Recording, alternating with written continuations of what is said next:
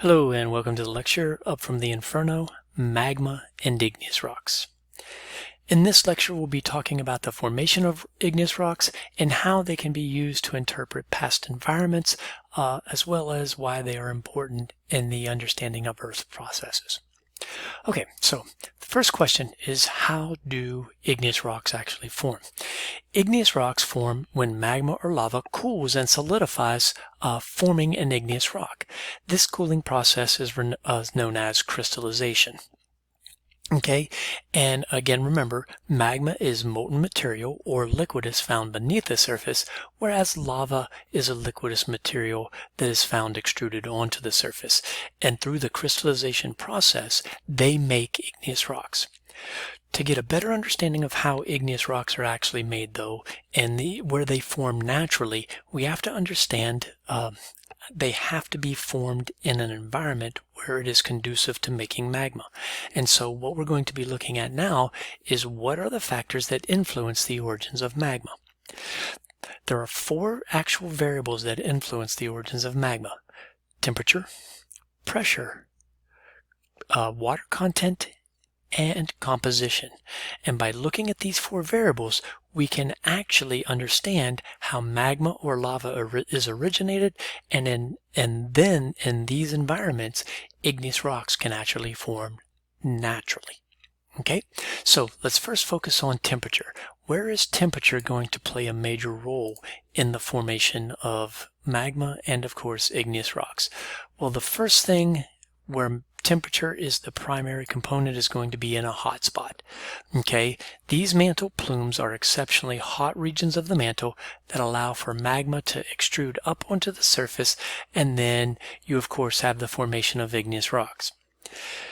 Not as big of an influence, but still having an influence of temperature, is of course a subducting plate. As the plate subducts, the geothermal gradient shows that temperature increases with depth, so of course this plate as it subducts is going to heat up, and as a result you can actually form magma, which then can go on to form igneous rocks. Okay, the next variable is going to be pressure. Where does pressure play an important role in the formation of igneous rocks? The number one place is going to be at a divergent boundary. And so as a result, at these divergent boundaries, igneous rocks are actually created from magma that forms as a result of a decrease in pressure. Okay? Whenever magma is deep in the Earth's crust, or even beneath the crust, you can see down here it is not a molten material. The pressure is so great that it is holding the lattice together, keeping it actually in a somewhat solid, rigid state. But as that magma moves up towards the Earth's surface, the pressure is decreased, and as a result, it becomes a liquidus magma and will continue to rise towards the surface. And of course, as it continues to rise towards the surface, this is whenever it cools, creating igneous rock. Now also realize that down here, you notice that the rock is actually not melted. This is because the pressures are so great that the lattice is not allowed to break, resulting in the melting of the rock. So there's no melting going on in this one because the pressures are actually too great to allow that. So this process over here, where you have rock melt as a result of a decrease in pressure, is called decompressional melting, and that takes place at divergent boundaries. The third concept, or third factor influencing the origins of magma, is of course going to be water content. And so as the water content actually increases, you're going to decrease the temperature at which a rock melts. So right here at this subducting plate, water is released into the surrounding rock, lowering the melting point, which means it melts at a lower temperature, and as a result that magma will rise and you will have the formation of magma and igneous rocks. And then finally, the last concept is going to be composition. Whenever we look at composition, we remember that the oceanic crust is made out of basalt, and the continental crust is made out of granite. Well, by looking at Bowen's reaction series, which we learned about in the mineral section, we know that these minerals that are making up the oceanic crust of basalt are actually higher on Bowen's reaction series. So you're talking about the minerals of olivine, pyroxene, and amphibole. Over here, we notice that the continental crust is more granitic, so they are made from minerals that are lower on Bowen's reaction series, which are going to be your quartz and your feldspars and your micas. And as a result, the bottom of Bowen's reaction series melts first. And so that means that your continental crust is actually going to melt faster than your oceanic crust. And as a result, that's how composition actually influences the origins of magma. So next, how do we go about identifying igneous rocks? Well, unlike minerals, igneous rocks really only use two properties, and those properties are textures, which are found down this side over here, and then compositions, which are found up here. So by looking at the texture of the igneous rock and its composition, we can arise at the type of igneous rock that we actually have formed. And so let's take a look at texture first. Texture is very important because whenever you start talking about the texture of an igneous rock, what you're actually demonstrating is the cooling rate of the igneous rock. Okay, so the texture is determined by how fast or slow the actual rock cools. And as a result of these different cooling rates, what you get is you get different textures of igneous rock. So our 9 textures are going to be demonstrated here, from phaneritic, aphanitic, intermediate, porphyritic, glassy, pegmatitic, vesicular, pyroclastic, and fragmental. Okay, and so all of these are an indication of the rate at which the rock cooled. And so looking at each one of these, here's the concept behind the texture and the cooling rate. The slower that a magma or lava has to cool, the larger its crystals are going to be because it has more time to actually form. So whenever you start looking at a phaneritic texture rock as compared to an aphanitic texture rock, you can basically presume that this rock had a actual slower cooling rate than this rock. Okay, and as a result, by using this texture, you can kind of start to make inferences on how the rock actually formed. Now, of these, I will tell you, you're really going to use 8 predominantly. You will not be really responsible for doing an intermediate texture, as that one's kind of difficult in this type of setting. Okay, so whenever you get up here to porphyritic, so let's focus on the porphyritic texture. What you notice here is you notice that you see these large pink crystals within a fine-grained or aphanitic textured matrix. This is called a porphyritic texture. And so what this indicates is you started out with a slow cooling rate that made these larger crystals, but then the magma transferred into a faster cooling rate environment, resulting in the formation of the matrix. So this is a 2 cooling rate indicator. Glassy. A glassy texture basically indicates that you have no crystals, which means that this rock formed in a supercooled environment. A pegmatitic texture, you can see these are exceptionally large crystals, indicating that what most students think is that it formed like super slow. Well, this is actually incorrect. The pegmatitic texture is actually a result of interactions with groundwater. So the magma had an interaction with groundwater, which resulted in these exceptionally large crystals. Next, we have our vesicular texture, which you can see these vesicles or holes, which indicates that the magma had a high gas content. And then our last 2 are what are called pyroclastic and fragmental textures. Pyroclastic just means that both of these are pyroclastic in a sense, that these were materials that were extruded during a violent volcanic eruption. Okay, and so this right here is what is called volcanic tuff, and this is called volcanic breccia. And that's really the only 2 type of pyroclastic materials that you'll have to worry about identifying in this course. Okay, so why is texture so important? The texture of an igneous rock can actually give you an indication of the environment in which it formed. Whenever you're discussing igneous rocks, there really are two types of environments. One is called a plutonic environment, or intrusive, meaning that it formed beneath the surface. And the other is called a volcanic or extrusive environment, which means that the rock formed on the surface. Okay, and so by knowing where the rock actually forms, you can determine, okay, what's the history of this actual rock. And so as you can see here, this magma crystallized beneath the surface, giving you this phaneritic texture, so these coarse grains indicating a slow cooling rate, whereas things like your glassy texture are indicating that it was actually formed on the surface, as well as your aphanitic. Your aphanitic textures are also formed on the surface. Now, whenever you start looking at these types of textures of rock, you'll notice that these are actually formed by violent volcanic eruptions. So hopefully what you're starting to see is you can use the texture of an igneous rock to interpret the environment in which it formed, and then you can actually start to recreate the history of a landscape. Okay, and that's the whole thing that I do in this course. Is it's like learning to read what rocks are telling us. These rocks are telling us the environment in which they formed, and then we can start to say, okay, wait a second, how is this mountain of granite now exposed here on the surface?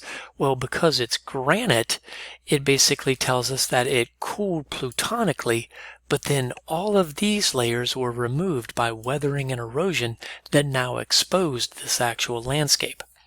Whereas if you're walking around a mountain and you start seeing layers of pumice and vesicular basalt, you'll notice that this mountain is actually a volcanic mountain, and its history is it has erupted violently. Okay, and so whenever you start looking at these, here's that porphyritic texture we talked about earlier. It started cooling down here in the actual chamber itself, and then it extruded on the surface, and that's why you get these two cooling rate indicators. You get the phenocryst of the large crystals in the fine-grained matrix. So that porphyritic texture tells you that, yes, we did have a volcanic eruption that has occurred here. Okay, so from the texture itself, you can actually determine what the history is of the rock. The next thing you want to focus on, of course, to identify igneous rocks, is its composition. Whenever we start talking about the composition of an igneous rock, we basically have four compositions. You begin with a felsic igneous rock, an intermediate igneous rock, mafic igneous rocks, and ultramafic igneous rocks. Okay, and so from this, what you do is you focus on the color of the rock. The color of the rock is going to actually tell you what its composition is. But here's the primary thing that we focus on: silica. Granitic composition rocks have more silica content than your basaltics or mafic rocks. Okay, and so just by looking at the color of an igneous rock, you can determine its silica content. So whenever you start talking about your felsic rocks are typically going to be more pinks and purples, because those are an indication of higher silica, as compared to your basalts and gabbros, which are going to be basically more mafic rocks. So as you can see here, what you're starting to look at is you go from a lighter color rock to a darker colored rock. And this rock has more iron and magnesium, as we learned in the mineral module, and this rock has more silica in it. Now, the only one that's going to be confusing is your ultramafic. Your ultramafic rock is going to be confusing because you're going to notice that it is actually lighter in color, but it's actually more green. And that's because it is predominantly has the mineral olivine composing of ultramafic rocks.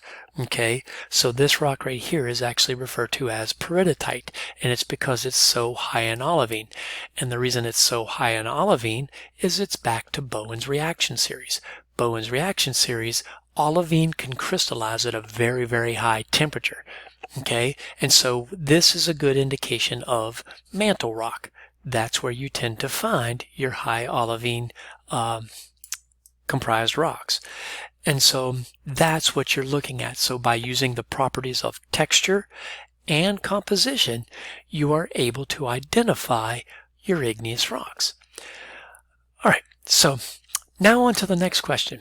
How do we get so many different igneous rocks from one solidifying magma? How can we get all of these rocks from one solidifying magma? Well, there's really three ways. You have what is called assimilation. So the process of assimilation can change the composition of a magma chamber. You can have what is called fractional crystallization and settling, which can also change the composition. Or third, you can have magma mixing. Okay, so these are three ways that we can actually change the composition of a magma, which will result in different compositions of igneous rocks. So what are these? Well, assimilation is nothing more than the assimilation of one rock into another composition of magma. So whenever you start looking at magma that comes from the mantle, that is always going to be basaltic to ultramafic in composition. Well, let's say that this magma is rising up through the Earth's crust and it's actually coming through the continental crust. Well, what you will start to see is you will start to see that it begins to melt some of the surrounding rock. And as a result, you are taking a dark composition, iron magnesium rich magma, and you are adding silica to it. And as a result, you're going to end up with anything from an andesitic composition all the way up to a rhyolitic composition. So just by this process of assimilating rock inwards into the melt, I can change its composition. Now, at times, I want you to realize that sometimes this rising magma is not hot enough to melt all of the pre-existing rocks. So you see these little inclusions into the actual rock itself that are not melted. These little features are called xenoliths. This right here is a mafic xenolith. Okay, so it's been partially dissolved, but it wasn't completely melted. So it's actually been incorporated into the actual rock itself. So it's like a chunk of rock that didn't melt that is incorporated into another rock, and we refer to those as xenoliths. Okay. All right, so there's our first method of changing the composition. The next method is going to be, of course, Bowen's reaction series, and this explains fractional crystallization. What this basically demonstrates is that not all minerals will actually crystallize at the same time. And so as a result, we've covered Bowen's reaction series before. We can see that different minerals crystallize at different times in a cooling melt. And so as a result, what you're going to do is you're going to be changing the composition of the magma chamber as we go along. And so here's a perfect example. We start out with a mafic magma body. So this is a basaltic magma body, and it has all of the minerals on Bowen's reaction series on it. Well, the first thing you're going to notice is as that magma starts to cool down, your olivines and pyroxenes and amphiboles are going to start to crystallize first.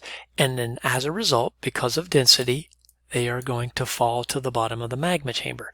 And so at the bottom of the magma chamber and surrounding, you're going to start to notice that you are going to be a very, very mafic composition. So you're going to be making mafic igneous rocks. But as the remaining melt continues to crystallize and such, you're going to notice that there's not going to be much olivine, pyroxene, and amphibole left.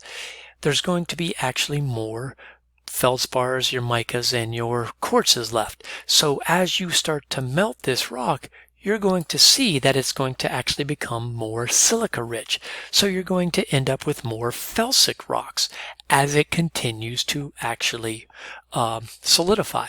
And so that's how we can actually do the changing of the composition of a magma melt, which in turn is going to give us different igneous rocks. And the third method is also really easy. If you take a basaltic magma chamber and you mix it with a mafic magma, so in other words they incorporate to one, you could basically change the composition. So as you can see, these are the ways that we get different compositions of igneous rocks. Okay, so now what you've done is you've completed understanding how igneous rocks form and where they form. Now we're going to go in and look at some of the actual landscapes that these things actually make. Okay, so to understand how igneous rocks forms is essential, because whenever they do cool and crystallize, what they end up doing is they make a variety of landscapes. As depicted here, you can see that we have several different magma generated regions, and as a result, this magma or lava is going to cool and crystallize, and it's going to make a variety of landforms that can be identified on the actual surface. So let's go ahead and get started with some of our landforms. The largest of all landforms, greater than 100 square kilometers, is going to be your batholith. Okay, your batholith is basically magma that has solidified beneath the surface, and then weathering and erosion has removed overlying layers, and now it's exposed at the surface. This is Half Dome that you're seeing right here. And this and all of these mountains that you're seeing along the coastline over there are all exposed batholiths. So as you can see, this area was very, very volcanic in origins a long time ago. Okay, so there's our first. Our next feature is what is going to be called a stock. The only difference between a stock and a batholith is size. So if it's not greater than 100 square kilometers, then it's going to be called a stock. If it's over 100 square kilometers, then the same feature is called a batholith. So of course, one of our most famous features that is a stock is of course Devil's Tower. The next feature you're going to notice is what is called a laccolith. A laccolith is nothing more than basically a mushroom-shaped volcanic structure. It's where magma intruded into the crust, and you can see it uplifted the crust. But then what ends up happening is weathering and erosion has removed the overlying layers, and now you have this exposed little mound of volcanic rock. Here we have what is called a dike. This is a mafic dike right here because it's dark in color. And a dike is different than from our next feature, or one of our other features that you're going to see, which is called a sill. Dikes cut across pre-existing rocks. Okay, so as you can see, this is cutting across the pre-existing rock. Our next feature here is also called a volcanic neck. This is the leftover throat of a volcano. So in other words, this is the area that was left behind. By that, you had the volcano erode away, and the much harder igneous rock that was in its throat is now actually exposed. Here's the other feature that I was talking about, which is called a sill. Much like a dike, the only thing that is different is sills are concordant, or they are in layers much like the pre-existing rock. Dikes like this right here are discordant. They cut across. Sills lay there. The reason they're called sills is they're much like windowsills. Then of course we'll get into our extrusive features now. Our extrusive or surface features, of course the number one being a volcano. Another feature that you can see here is lava flows. We have two types. This up here is what is called an Aa lava flow. So that is Aa, and then the ropey feature of lava flow is called Pahoehoe. Another extrusive feature that you get are what are called pillow basalts.